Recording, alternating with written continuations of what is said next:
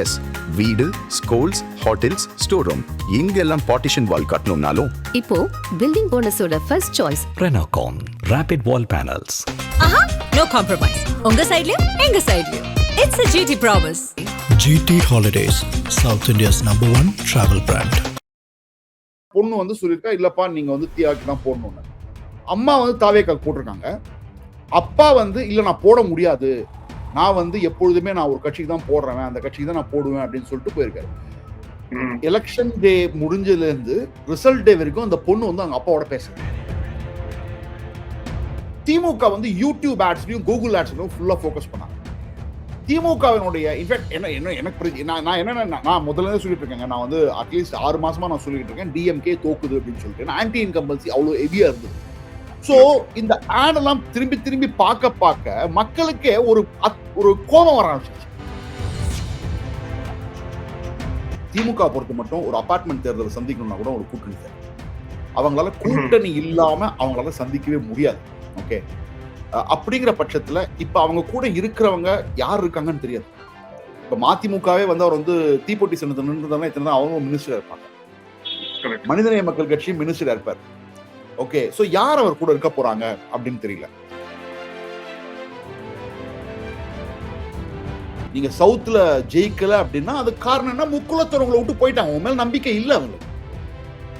அது நீங்க என்ன பண்ணி நம்பிக்கை வாங்க போறீங்கன்னு எனக்கு தெரியாது. ஏன்னா அதுல ஒரு செக்ஷன் யூத் வந்து பிஜேபி கிட்ட போனாங்க 2024ல. எல்டர்லி பீப்புள் வந்து திமுக பக்கம் போனாங்க. இந்த வாட்டி கொஞ்சம் எல்டர்லி பீப்புள் வந்து திமுக பக்கம் இருக்காங்க. பட் யங்ஸ்டர்ஸ் வந்து பாஜகல இருந்து இப்ப தாவேக்கா போயிட்டாங்க.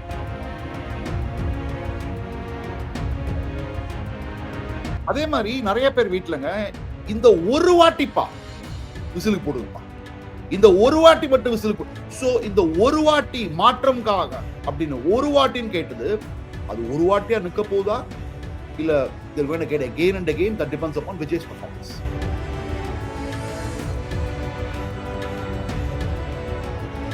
ஒருவேளை ஸ்டாலின் மீண்டும் தோற்றான்னு வச்சுக்கோங்க. ஏன்னா கேன்னு சொல்லலாம், இல்ல நான் ஜெயிக்க வைக்கிறேன் தலைவரே, நான் பாத்துக்கிறேன் தலைவரே அப்படின்னு சொல்லலாம். ரொம்ப ரிஸ்கேம். ஆதரணியர்களுக்கு அன்பு வணக்கம். இன்றைய சிறப்பு நேர்காணலில் நம்ம உடனிருக்கிறார் அரசியல் விமர்சகர் ஜெவிசி ஸ்ரீராம் அவர்கள். சார் வணக்கம். வணக்கம் சார். தேர்தல் ரிசல்ட்டுக்கு பிறகு நம்ம வந்து பேசுறோம். இதுல குறிப்பா இந்த தேர்தல் முடிவுகள் தொடர்பாக நிறைய அலச வேண்டி இருக்கு. நீங்க அமிச்ச ஒரு நம்பர்ஸ்ல இருந்தே நான் தொடங்கணும்னு நினைக்கிறேன். இன்னைக்கு வந்து நீங்க ஒரு நம்பர்ஸ் அமிச்சிங்க, குறிப்பாக இந்த சோசியல் மீடியாவுடைய பெனிட்ரேஷன் இந்த தேர்தல்ல எந்த வகையில முக்கிய பங்காற்றி இருக்குன்னு. இது திமுக தலைவரும் குறிப்பிட்டாரு, இப்ப திமுக முன்னாள் அமைச்சர் எல்லாமே குறிப்பிட்டு இருக்கிறாங்க இன்ஸ்டால நம்ம இருக்கணும் அப்படின்ட்டு. உண்மையிலேயே சோசியல் மீடியா அவ்வளவு பெரிய ஒரு ரோலை வந்து இந்த எலெக்ஷன்ல வந்து பிளே பண்ணிச்சா சார்? ஆமாங்க. அதாவது எப்படி, அதாவது சோசியல் மீடியா மட்டுமே வச்சு ஜெயிக்க முடியும்னு நான் சொல்ல வரல. அதாவது ஒரு சோசியல் மீடியால பயங்கரமான ஃபாலோயிங் இருக்கு தமிழ்நாட்டுல. வந்து எனக்கு இது வந்து ஒரு ரொம்ப நம்பகத்தன்மையான ஒரு பத்திரிகையாளர், ஒரு பத்திரிகை நிறுவனம், பத்திரிகைன்னு சொல்ல முடியாது, ஒரு டிவி சேனல் நடத்துறவர் கேட்டு எனக்கு வந்து சிஓ கிட்ட வந்தது. அவர் அதாவது ஒரு அத்தாரிட்டியோட தான் அவர் சொல்றாரு, இல்லைங்க நான் வந்து கவர்மெண்ட் சோர்ஸ் செக் பண்ணி தான் இந்த நம்பர்ஸ் கொடுத்துருக்கோம் அப்படின்னு சொல்லிட்டு. அதுக்கப்புறம் நான் அவர்கிட்ட திரும்பியும் கேட்டேன், இந்த நம்பர் நான் ரிலீஸ் பண்ணலான் இருக்கேன், வேலிடிட்டி இருக்கா அப்படின்னு. இல்ல இருக்குங்க, எனக்கு தெரிஞ்ச வரைக்கும் அக்யூரேட்டர் வந்து 100% அக்யூரேட்டா இருந்தா கூட ஒரு 80% அக்யூரஸியா இருக்கும் அப்படின்னாரு. ஸோ பாத்தீங்கன்னா ஆல்மோஸ்ட் ஒரு 4 கோடி இன்ஸ்டாகிராம் யூசர்ஸ், ஒரு 3.5 கோடி பேர் வந்து வாட்ஸ்அப்ல வந்து குரூப்ல இருக்காங்க. ஃபேஸ்புக்ல வந்து வெறும் 10 to 12 லட்சம் பேர் தான் இருக்காங்க. ஐ திங்க் சொல்ல 1 கோடி இருக்காங்கன்னு நினைக்கிறேன். ஆனா பாத்தீங்கன்னா ஃபேஸ்புக்கை யூஸ் பண்ணவே இல்லை. இன்ஸ்டாகிராம் இருக்கிறவங்க எல்லாம் முக்காவாசி பேர் 40 வயசு கீழே தான் இருக்காங்க. இன்ஃபேக்ட் அந்த டேட்டாவும் ஒன்று வந்திருக்கு எனக்கு. ஸோ இது என்ன இருக்குன்னா, உங்களுக்கு இன்ஸ்டா ரீல்ஸ் இப்ப சர்வே நான் எடுக்கும்போது கிராமத்துல என்ன ஆகும்னா, இப்ப மகளிர் கிட்ட பேசும்போதோ இல்ல பெரியவர்கள் கிட்ட பேசும்போதோ இந்த சின்ன பசங்க சுத்திட்டு இருப்பாங்க. என்னோட வீடியோலயுமே இருக்கு. தாவேக்கா விசில் அவங்களா சுத்துவோம். அவங்களாம் வந்து 8 வயசு 10 வயசு 12 வயசு. இப்ப என்ன இருக்குன்னா, இந்த சோசியல் மீடியால ஒரு very programmed initiative, planned programmed targeted initiative பண்ணி அதை வந்து நிறைய பேர் 40 வயசு கீழே இருக்கிறவங்க கிட்ட நிறைய ரீச் பண்ணி, அதுல இருக்கக்கூடிய 18 வயது கீழே இருக்கக்கூடிய சிறுவர்கள் அந்த ஒரு அப்பீல் வந்து விஜய் கொடுப்பாருல்ல, ஒவ்வொரு வீட்டுல இருக்கக்கூடிய விஜய் அண்ட் விஜி, நீங்க போய் உங்க அப்பா அம்மா தாத்தா பாட்டி மாமா மாமி அண்ணன் தம்பி எல்லார்கிட்டயும் நீங்க போய் பேசுங்க அப்படின்னாருல, அதை உண்மையிலேயே அவங்க சீரியஸா எடுத்துட்டாங்க. உண்மையிலேயே சீரியஸா எடுத்துட்டாங்க. ஆனா வந்து சில சமயம் சில பேர்லாம் சொல்றதுக்கு வெளில விரும்பல. சில பேர்லாம் சொல்ல ஆரம்பிச்சாங்க. அர்பன் ஏரியாஸ்ல வந்து சொல்ல ஆரம்பிச்சாங்க. ரூரல் ஏரியாஸ்ல ஈவன் எக்ஸிட் போல்ல கூட வரல. அதுக்கு அப்புறம் தான் மெதுவா நமக்கு வருது. இப்ப நிறைய பேர்கிட்ட கேட்கும்போது, ஆமாங்க நான் கூட விஜய்க்கு தாங்க போட்டேன். என் ஒய்ஃப் வந்து டிவி கேக் போட்டிருக்காங்க.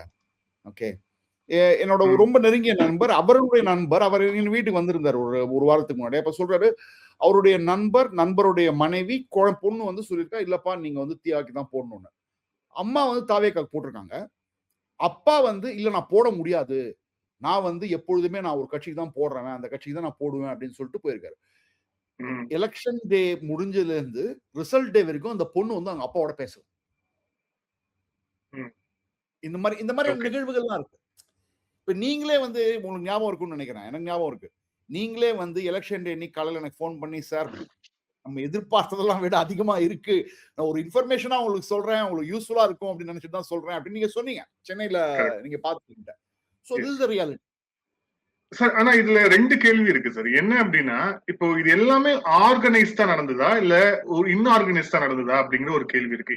2வது, இந்த எஃபெக்டிவா இந்த சோசியல் மீடியாவை ஹேண்டில் பண்றதுல வந்து நேஷனல் லெவல்ல பிஜேபி வந்து பயங்கர ஸ்ட்ராங்கா இருக்காங்க.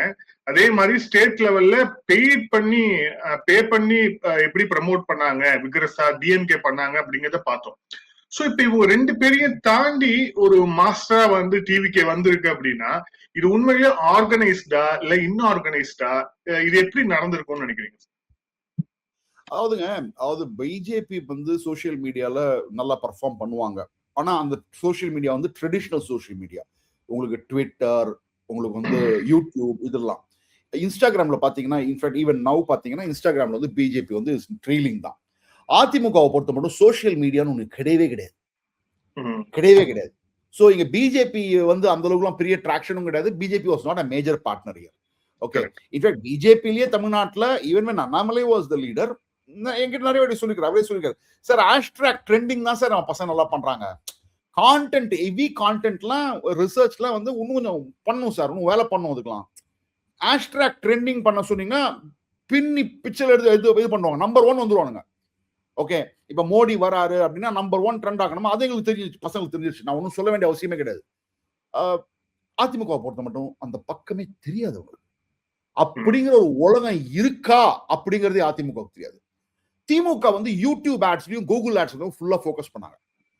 திமுகவினுடைய இன்ஃபேக்ட் எனக்கு நான் முதல்ல சொல்லிட்டு இருக்கேங்க, நான் வந்து அட்லீஸ்ட் 6 மாசமா நான் சொல்லிட்டு இருக்கேன், டிஎம்கே தோக்குது அப்படின்னு சொல்லிட்டு. ஆன்டி இன்கம்பல்சி அவ்வளவு ஹெவியா இருந்தது. சோ இந்த ஆட் எல்லாம் திரும்பி பார்க்க மக்களுக்கே ஒரு கோபம் வர ஆரம்பிச்சிருச்சு. அந்த கோபத்தை தான் நான் கேட்ச் பண்ணி சொன்னேன். திமுக வந்து தோக்குது அப்படின்னு சொல்ற காரணம் அதுதான் கோவம். ஆனா அந்த அதிமுக நினைச்சு தாவேக்காக வந்துருச்சு, அவ்வளவுதான். அதாவது that is what is the end result. But so அப்படிங்கிற போது இது வந்து ஆர்கனைஸ்டா தான் பண்ணிருக்காங்க. இது ஆர்கனைஸ்டா பண்ணி, ஆனா அந்த குழந்தைங்க கிட்ட போனதுங்கிறது ஒரு மினி சுனாமி ஒரு வீட்டுல நடந்திருக்கு. அதுதான் நம்மளால கேட்ச் பண்ண முடியல.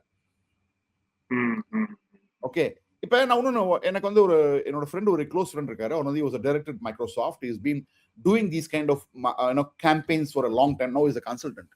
அவர் நான் பேசிட்டு இருக்கும்போது, இஸ் இன் சென்னை ஒன்லி. நான் பேசிட்டு இருக்கும்போது ஒரு விஷயம் சொன்னேன்.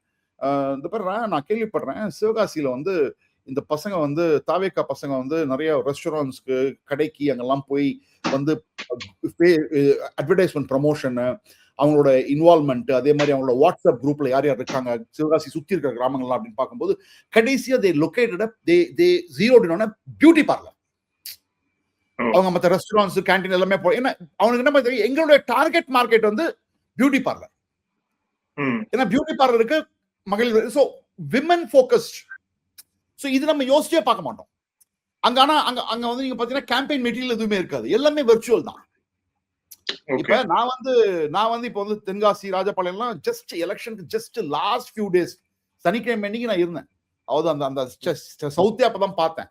அப்ப என்ன பாப்பேன்னா, ராத்திரி ஒரு 9 மணிக்கு சீமானோட வண்டி வந்து தென்காசியில வந்து தனியா போயிட்டு இருக்கும். ஒரு ஆட்டோ மாதிரி இருக்கும், அந்த பிரச்சாரம் போயிட்டு இருக்கும். அதே மாதிரி அடுத்த நாள் வந்து நான் வந்து வாசுதேவநல்லூர் கிட்ட வரும்போது சேம் விஜயோட வண்டி பார்த்தேன். யாருமே கிடையாது வண்டியில், யாருமே. சோ ஆன் கிரவுண்ட் பாத்தீங்கன்னா உங்களுக்கு இல்லவே இல்ல. ஆன் கிரவுண்ட் உங்களுக்கு இல்ல. சோ ஆன் கிரவுண்ட் இல்லாத போது நம்ம போகும்போது ஒரு இடத்துக்கு போறோம், காலனிக்கு போறோம், ஒரு மகளிர் சொல்லுவாங்க, இல்ல நான் விஜய் போட போறேங்க. ஒரு பையன் வந்து சொல்லுவாங்க, நான் விஜய் போட போறேங்க அப்படிம்பாங்க. அதுக்கப்புறம் பெரியவர்கிட்ட போய் கேட்போம், அவங்க வந்து இல்லைங்க நாங்க அதிமுக போட போறோம், திமுக போட போறோம். இந்த மாதிரி தான் வந்து ஃபுல்லாவே. சோ அட் நோ பாயிண்ட் எனக்கு என்ன 18-20% வருவாங்கன்னு நினைச்சேன். அதனாலதான். ஆனா இதெல்லாம் ஃபேக்டர் பண்ணி தான் நான் வந்து எக்ஸிட் போலுக்கு அப்புறம் நான் சொன்னேன் 26% வரைக்கும் போகலாம், 26-28% வரைக்கும் போகலாம் அப்படின்னு. ஆனா இது மெஷர் பண்றது ரொம்ப கஷ்டங்க. பிகாஸ் என்ன, உங்களுக்கு பேஸே இல்லாத போது உங்களால எப்படி வச்சு மெஷர் பண்ணுவீங்க நீங்க? Okay okay, that is where the problem boss. Sir இப்போ அடுத்த எலெக்ஷனுக்கு அடுத்த சினாரியோஸ் நம்ம வந்து வேகமா வந்து நகர்ந்துகிட்டு இருக்கு அப்படிங்கறத பாக்குறோம். அதுல ரொம்ப குறிப்பா வந்து கடந்த 3-4 தேர்தல்ல ரொம்ப சக்சசிவா இருந்த அந்த டிஎம்கே அலைன்ஸ் வந்து முழுமையாக வந்து உடைந்திருக்கிறது. விசிகா, ஐயுஎம்எல், காங்கிரஸ் சொல்லிட்டு எல்லாருமே வந்து கூட்டணி அரசாங்கம் அப்படிங்கிற அந்த விஷயத்துக்குள்ள நகர்ந்துருக்காங்க தாவேகாவை நோக்கி. இப்ப என்னோட கேள்வி என்னன்னா, இது வரும் காலங்கள்ல இருக்கக்கூடிய இந்த 2 திராவிட கட்சிகளுடைய அந்த ஒரு அவங்களுடைய அந்த ஃபியூச்சர், அப்புறம் அவங்களுடைய வெற்றி தோல்வியும் பாதிக்கக்கூடிய அளவுக்கு விஜய் வந்து செய்யறாரா அப்படிங்கிற ஒரு கேள்வி இருக்கு. ஏன்னா கூட்டணியை வைத்துதான் ஜெயித்து கொண்டிருந்தது திமுக. இன்னொரு பக்கம் தங்களுடைய ஸ்டால்வார்ட்ஸை மட்டும் வச்சுதான் வந்து கிட்டத்தட்ட அதிமுக ஜெயித்து கொண்டிருந்தது. ஆனா ரெண்டுத்திலயுமே வந்து இப்ப டிவிகே டென்ட் பண்ணிருக்காங்க அப்படிங்கிறத பார்க்கணும். இது 2 பேரோட ஃபியூச்சர்ல எப்படி இருக்கும்? 2 பேரோட ஃபியூச்சருமே ஒரு கொஸ்டின் மார்க் தாங்க. ஏன்னா நான் வந்து கேண்டிடா சொல்றேன், திமுக பொறுத்த மட்டும் ஒரு அபார்ட்மெண்ட் தேர்தலை சந்திக்கணும்னா கூட ஒரு கூட்டணி தேவை. அவங்களால கூட்டணி இல்லாம அவங்களால சந்திக்கவே முடியாது. ஓகே, அப்படிங்கிற பட்சத்துல இப்ப அவங்க கூட இருக்கிறவங்க யார் இருக்காங்கன்னு தெரியாது. இப்ப மதிமுகவே வந்து அவர் வந்து தீப்பொட்டி சின்னத்தை நின்றுதானே இத்தனை அவங்களும் மினிஸ்டரா இருப்பாங்க. மனிதநேய மக்கள் கட்சி மினிஸ்டரா இருப்பார். ஓகே, சோ யார் அவர் கூட இருக்க போறாங்க அப்படின்னு தெரியல. அதே மாதிரி இப்ப திமுக வந்து உங்களுக்கு வந்து ஒரு கோயலேஷன் கவர்மெண்ட் நாங்களும் தயாரா இருக்கோம் அப்படின்னு சொல்லணும். காங்கிரஸ் திரும்பி வர மாதிரி எனக்கு தெரியல. அதே மாதிரி நீங்க வந்து அதிமுக பொறுத்தவரை AIADMK is also in existential crisis. ஏன்னா சவுத்ல வந்து தே பெர்ஃபார்ம் வெரி வெரி பேட்லி. சென்னையில வந்து இன்ஃபேக்ட் ஈவன் கேடிசிசிலயே 3 சீட் ஜெயிச்சிருக்காங்க. ஒரு சீட் ஜெயிச்சதுல 3 சீட் ஜெயிச்சிருக்காங்க. சவுத்ல வெறும் 5 சீட். அம்பாசமுத்திரம் அந்த மாதிரி வந்து கை விட்டு எண்ணலாம். மதுரை மாவட்டத்துல 0 சீட்ஸ். மதுரை மாவட்டம் அதிமுக கோட்டை. தென்காசியில அவங்க தென்காசி டிஸ்ட்ரிக்டே அவங்க ஸ்வீப் பண்ணிருக்கணும். கடைசியில் பார்த்தா ஒரே ஒரு 2 சங்கரன் கோயில் ஒன்று தான் ஜெயிச்சிருக்காங்க. ஓகே, சோ ஒரு கொஸ்டின் மார்க் வருது. அதே சமயத்துல ஒரு இப்ப எலெக்ஷனுக்கு அப்புறம் பார்ப்போம். எலெக்ஷனுக்கு அப்புறம் பாத்தீங்கன்னா இப்ப இருக்கிற இந்த form and substance and shape of TVK government தலித்ஸ்க்கு பயங்கரமா இம்பார்ட்டன்ஸ் கொடுக்க ஆரம்பிச்சிட்டாரு. முஸ்லீம் லீக் உள்ள வந்துருச்சு. ஏன்னா முஸ்லிம்ஸ் தான் உங்களுக்கு வந்து திமுகவை காப்பாத்தினாங்க. நீங்க பாத்தீங்கன்னா பாளையங்கோட்டைலாம் வந்து உங்களுக்கு முஸ்லிம் பூத் என்ன ஆரம்பிச்சு அப்புறம் தான் உங்களுக்கு வந்து ஜெயிக்கவே ஆரம்பிச்சாரு. அதே மாதிரி உங்களுக்கு வந்து முஸ்லிம் ஓட்ஸ் தான் உங்களுக்கு வந்து அவரை உதயநிதி ஸ்டாலினியே காப்பாத்திச்சு உங்களுக்கு சேப்பாக்கம் ட்ரிப்ளிகேட்ல. சோ முஸ்லிமும் ஐயுஎம்எல் கிட்ட போயிட்டாங்க. Dalits I think irrespective of PR, PA, DKV, AR அப்படிலாம் சொல்றதை விட எல்லாமே அப்படிதான் மூவ்மெண்ட் இருக்காங்க. அப்படிங்கிற போது உங்களுக்கு ரிலிஜியஸ் மைனாரிட்டிஸ். சோ இப்ப இருக்கிறது என்ன, உங்களுக்கு Hindu, OBC, general cost. So அவங்க ஒரு ஃபார்மிடபிள் பெர்சன்டேஜ். அதுல வந்து 1 இயரோட ஓட்டு தான் இன்னைக்கு அதிமுக கூட்டணிக்கே ஒரு சேவ் பண்ணிருக்கு. சேவிங் கிரேஸ் பார்க்கணும்னா அவங்க தான் கவுண்டர் திரும்பி வந்துருவாங்கன்னு நினைக்கிறேன் அதிமுக. இது வந்து one time transition, all time transition. அதுக்கு அடுத்து பாத்தீங்கன்னா இந்த தமிழ் ஸ்பீக்கிங் செட்டியார், வெள்ளாளர், பில்லமார் அவங்கெல்லாம் வந்து உங்களுக்கு வந்து அவங்களை எப்படி கன்சாலிடேட் பண்ண போறாங்க. அதே மாதிரி வந்து உங்களுக்கு வந்து முத்திரையர். அதை விட மிகப்பெரிய ப்ராப்ளம் என்னன்னா, நான் சொல்லியே ஆகணும், Mukkulathor have decimated ADMK. Okay, நீங்க சவுத்ல ஜெயிக்கல அப்படின்னா அது காரணம் என்ன, முக்குளத்தோர் உங்களை விட்டு போயிட்டாங்க. உங்க மேல நம்பிக்கை இல்லை அவங்களுக்கு. அது நீங்க என்ன பண்ணி நம்பிக்கை வாங்க போறீங்கன்னு எனக்கு தெரியாது எனக்கு. ஏன்னா அதுல ஒரு செக்ஷன் யூத் வந்து பிஜேபி கிட்ட போனாங்க 2024ல. எல்டர்லி பீப்புள் வந்து திமுக பக்கம் போனாங்க. இந்த வாட்டி கொஞ்சம் எல்டர்லி பீப்புள் வந்து திமுக பக்கம் இருக்காங்க. பட் யங்ஸ்டர்ஸ் வந்து பாஜகல இருந்து இப்ப தாவேகாக்கு போயிட்டாங்க. ஓகே, ஸோ அந்த யாதவர்கள், நாடார், இந்து நாடார். ஸோ விஜய் பண்ணக்கூடிய கான்சியஸாவோ அன்கான்சியஸாவோ எடுக்கக்கூடிய பல டிசிஷன்ஸ் இந்த மாதிரி ஒரு கேஷ் கால்குலஸ், சோசியல் இன்ஜினியரிங் நடப்பதற்கான வாய்ப்பு அதிகம். அதை யார் கரெக்டா பண்ண போறாங்க? தாவேகாக்கு இது பாசிட்டிவா ஆகும்ன்றீங்களா, நெகட்டிவா போகும்? தாவேகாக்கு ஒரு எஸ்டாப்ளிஷ்ட் ஓட் பேங்க் வந்துருங்க இனிமே. 40 வயசுக்கு இருக்கிறவங்க, யூத், தலித், மைனாரிட்டி. சோ இப்ப தலித் ஒரு பக்கம் கன்சர்வேட்டிவ் ஆறாங்கன்னா ஆட்டோமேட்டிக்கா உங்களுக்கு வந்து பாத்தீங்கன்னா உங்களுக்கு வந்து கவுண்டர்களோ வன்னியர்களோ வேற பக்கம் தான் போவாங்க. Okay, it's a counter polarization.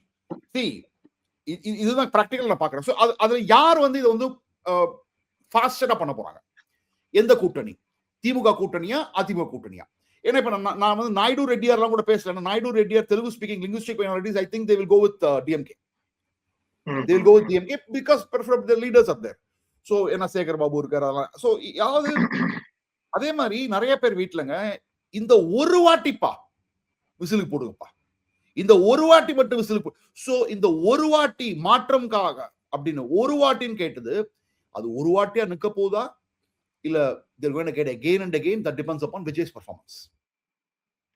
இல்ல இப்போ தலித்துகளுக்கு வந்து கொடுத்திருக்கிறாங்க அப்படிங்கிற அதே நேரத்துல வந்து பாக்குறோம் 2 பிராமணர்களுக்கும் வந்து மினிஸ்ட்ரியில வந்து இடம் கொடுத்திருக்கிறாங்க. அதுவும் ஒரு பெரிய அளவுக்கான ஒரு பேசு பொருளாவும் இருக்கு. இப்ப இதை நம்ம எப்படி பாக்குறது? ஏன்னா ஒரு பக்கம் வந்து முஸ்லீம் லீக் உள்ள வந்திருக்கிறது, சிறுபான்மைக்கான பிரதிநிதித்துவம், அப்புறம் வந்து பட்டியல் சமூகத்துக்கான பிரதிநிதித்துவம் ஜாஸ்தியா இருக்குன்ற அதே நேரத்துல அதுக்கு அப்படியே ரிவர்ஸா 2 பிராமணர்களுக்கு அமைச்சர்கள் இடம்னா இதுக்கு நடக்காத ஒரு விஷயம். பிராமின்ஸுக்கு ரெப்ரசன்டேஷன் கொடுக்கப்பட்டிருக்குங்கிறது உண்மை. பிராமின்ஸ் இந்த வாட்டி நிறைய பேர் வந்து தாவேகாக்கு ஓட்டு போட்டாங்கிறது உண்மை. தொடர்ந்து அதிமுக, பாஜக, திமுக, ஏன்னா 2021 இருக்கட்டும், 2021 ஒரு டிக்கெட் கொடுத்தாருன்னு நினைக்கிறேன், நடராஜு கொடுத்தாரு மயிலாப்பூர்ல அதிமுக. 24லயும் கொடுக்கல, 26லயும் கொடுக்கல. அது ஒரு பிளாட் தான் அது. அதனால அப்படியே கம்ப்ளீட்டா பிராமின்ஸ் ஷிஃப்ட் ஆயிடுவாங்களான்னு சொன்னீங்கன்னா எனக்கு தெரியல. ஏன்னா 2029 எலெக்ஷன்ஸ் வந்து it is about Modi. It is about Modi. So Brahmin shift ஆகுமா அப்படிங்கிறது கேள்விக்குறி. ஆச்சு ஒரு வாட்டி, இந்த வாட்டி ஆச்சு, கண்டிப்பா ஆச்சு. இந்த வாட்டி எனக்கு தெரிஞ்சு பிராமின்ஸ் ஹவ் ஷிஃப்டட். ஆக்சுவலா மயிலாப்பூர் டேட்டாலாம் எடுத்து பாத்தீங்கன்னா, டி நகர் டேட்டாலாம் பாத்தீங்கன்னா கூட ஸ்லம் ஓட்ஸ் கூட பிஜேபிக்கு வந்திருக்கு. ஆனா நிறைய பிராமின் ஓட்ஸ் வந்து, அபார்ட்மெண்ட் ஓட்ஸ் வந்து வரல. அதெல்லாம் வந்து தாவேகாக்கு போயிருக்கு. ஓகே சார், இப்போ இதுல நம்ம 2029 தேர்தலுக்கு முன்னாடி இப்போ ஒரு பை எலெக்ஷன் இருக்கு. சோ திருச்சி கிழக்கு இடைத்தேர்தல். இதுல வந்து அவங்க ஸ்டாலின் அவர்களே நிற்கணும் அப்படின்னு திமுகவுடைய பெருந்தலைவர்கள்லாம் ப்ரப்போஸ் பண்றாங்க. ஒருவேளை ஸ்டாலின் அவர்கள் நின்னார் அப்படின்னா அது அவர் ஜெயிப்பதற்கான வாய்ப்பு இருக்குன்னு நினைக்கிறீங்களா, இல்ல டிவிகே தான் ஜெயிக்கும் அப்படின்னு எடுக்க வேண்டிய அவசியம் கிடையாது? ஓ, இது ஹை ரிஸ்க்னு சொல்றீங்களா? ஆமா, ரொம்ப அவர்கள் நின்னாலும் கூட. ஆமா, சி பாருங்க, உங்களுக்கு வந்து திருச்சியில மைனாரிட்டிஸ் கிறிஸ்டியன்ஸும் இருக்காங்க, திருச்சியில மைனாரிட்டி முஸ்லிம்ஸ் இருக்காங்க. உங்களுக்கு IUML இல்ல, காங்கிரஸ் இல்ல, விசிகா இல்ல.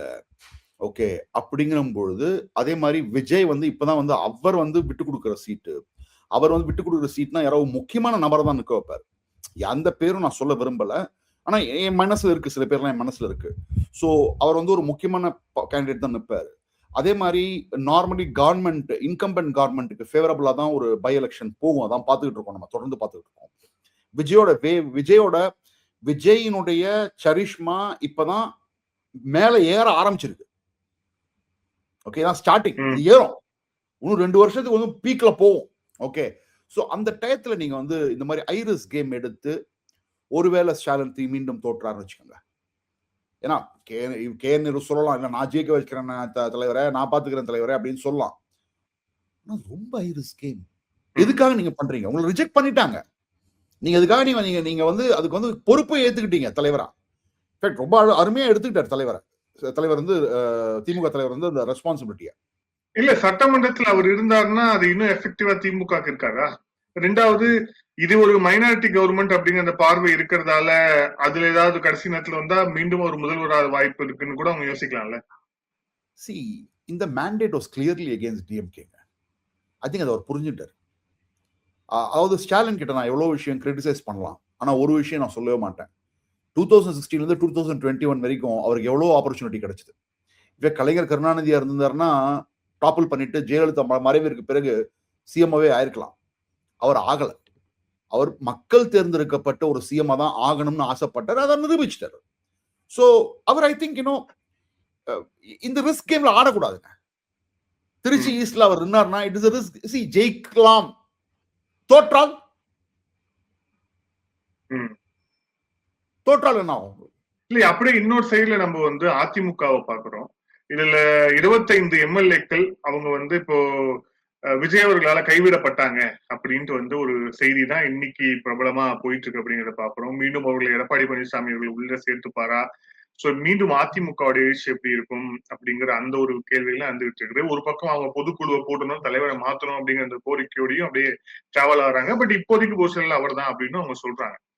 இது எப்படி மாறும்னு நினைக்கிறேன். ஐ திங்க் அதிமுகவுல இப்போதைக்கு எடப்பாடியார் தான் ஜெனரல் செக்ரட்டரி, அதுல எந்த விதமான டவுட்டும் கிடையாது. நான் பல இடங்கள்ல சொல்ற மாதிரி தான் 5 பேர் தவிர மற்ற எல்லாரையும் கிளீனா எடுத்துருவாரு எடப்பாடியார். 5 பேருக்கு மட்டும் எடுத்துப்பாரு. ஆனா அவங்களுக்கு என்ன பதவி கொடுக்க போறாரு, அதாவது அவங்க வகித்த பதவியில அவங்க இருக்க மாட்டாங்க. ஐ திங்க் ஒருத்தர் ஒரு எம்எல்ஏ கொங்கு ரீஜன் இருக்கிற எம்எல்ஏ அவர் ஐ திங்க் அவர் வரவே மாட்டார் நினைக்கிறேன். அவர் தாவேக்காக்கு போயிடுவாரு. லீமா ரோஸ் மார்டினை எக்காரணத்தை கொண்டு எடுத்துக்க மாட்டாங்கன்னு நான் நினைக்கிறேன். மற்ற 3 முக்கியமான நபர்கள் எல்லாருக்குமே இந்த பேர் தெரியும். அவர்கள் அதிமுக அவங்களே சொல்லிட்டாங்க, நாங்க எங்களோட பொதுச் செயலாளர் இவர் தான், எடப்பாடியார் தான் அப்படின்னு சொல்லிட்டு. அவங்க மீண்டும் அந்த பழைய பதவிகளை வேணா கிடைக்காம இருக்கலாம், ஆனா ஐ திங்க் பார்ட்டிக்குள்ள வந்துருவாங்க. இன்னும் ஒன் மோர் ஸ்பிளிட்லாம் அதிமுக இந்த இடத்துல நீங்க ஒரு கம்ப்ளீட்லி ஒரு வேற டைரக்ஷன்ல போயிடுச்சுங்க பாலிடிக்ஸ்.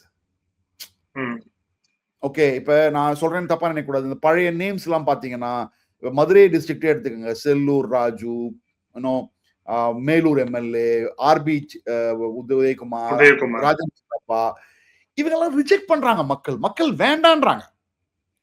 இந்த புது யங்ஸ்டர்ஸுக்கு அந்த ஃபேஸ பிடிக்கல. சோ ஒரு ஜெனரேஷனல், இப்ப பிஜேபி ஒவ்வொரு டைம் ஒரு ஜெனரேஷனல் சேஞ்ச் பண்ணும். இப்ப ராஜஸ்தான்ல ஒரு ஜெனரேஷனல் சேஞ்ச் பண்ணாங்க, மத்திய பிரதேஷ்ல ஒரு ஜெனரேஷனல் சேஞ்ச் பண்ணாங்க, ஓகே, பீகார்ல இப்போ ஜெனரேஷனல் சேஞ்ச் கொண்டு வந்திருக்காங்க. இப்ப நிதின் நபீனே ஒரு ஜெனரேஷனல் சேஞ்ச். சோ ஒரு party it has to reinvent itself. அப்படியே இருந்துட முடியாது, ஒரே ஸ்டேஜ்ல போயிட்டு இருக்க முடியாது. நீங்க at some stage you have to reinvent yourself. அது அதிமுகவிற்கு அந்த டைம் வந்துருச்சு.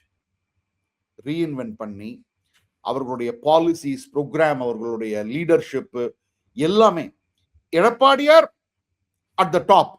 But at the same time நிறைய கிளீன்சிங் அப் பண்ண வேண்டியிருக்கு, நிறைய யங்ஸ்டர்ஸ்க்கு ஆப்பர்ச்சுனிட்டி கொடுக்க வேண்டியிருக்கு. இந்த எலெக்ஷன்லயே ஆப்பர்ச்சுனிட்டி கொடுத்துருக்கணும்.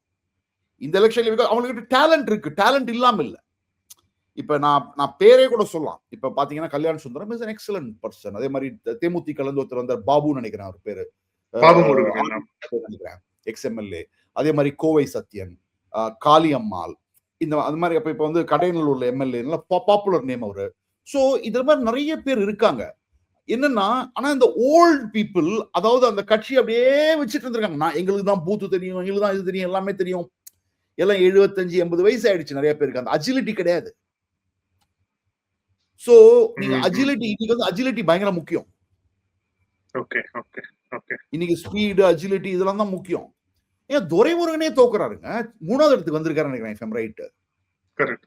ஓகே, துரைமுருகன் தோக்குறாரு, பிடிஆர் பழனிவேல் தியாகராஜன் தோக்குறாரு.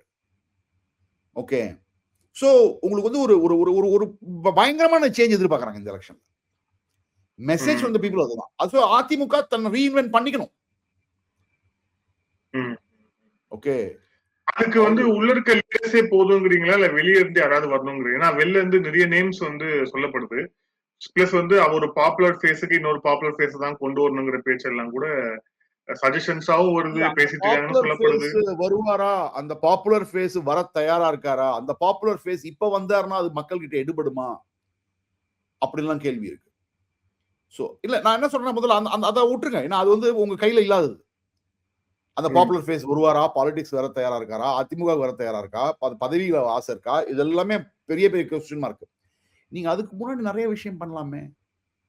நீங்க நிறைய விமன் லீடர்ஸ் எம்பவர் பண்ணும், யங் விமன் லீடர்ஸ். ஏன்னா இப்ப விஜய் ஒரு ஒரு ஒரு ஒரு ரூல்ஸ் ஆஃப் தி கேமை சேஞ்ச் பண்ணிருக்காருங்க. கேமே மாறிடுச்சு. இப்ப அதாவது டிஎம்கேவும் ஏடிஎம்கேவும் டெஸ்ட் மேட்ச் கிரிக்கெட் ஆடிட்டு இருக்காங்க. இவர் வந்து ஒரு 100 ball, not even T20, 100 ball game ஆகிட்டு இருக்காரு. ஓகே, நான் கான்ஸ்டன்சிக்கே போக மாட்டேன், நான் கேம்பெயினே பண்ண மாட்டேன், நான் வெளியே வரமாட்டேன், கேண்டிடேட் யாருன்னே தெரியாது. இதெல்லாம் வந்து ஒரு ரூல்ஸ் அப்படியே ஆல்டர் பண்ணியாச்சு. இந்த ஆல்டர்ட் இவன் நாங்களாமே மண்டே பேசிக்கிறோம். எவ்வளவு தூரங்க சோசியல், இது எதை நம்ம சொன்னோம். இப்ப 2024 சோசியல் மீடியா பயங்கரமா இருந்தது பிஜேபிக்கு, ஆனா வந்து ரிசல்ட் வரும்போது வேற மாதிரி ஆயிடுச்சு அப்படின்னா சோசியல் மீடியாவை பெரிய ஃபேக்டரா பண்ணிக்கூடாது. 2026 இல்ல சோசியல் மீடியா ஒரே கன்ஃபியூஷன் தான். ஒரே ரீசெட் பட்டனா பண்ணிட்டு இருக்க வேண்டியிருக்கு. ஓகே, எவ்வளவு வாட்டி தான் அந்த ரீசெட் பட்டன் பண்றது சொல்லுங்க பார்க்கலாம். So that is where we are standing. Okay. நன்றி சார், பல்வேறு கேள்வி. Thank you sir, thank you so much. Thanks.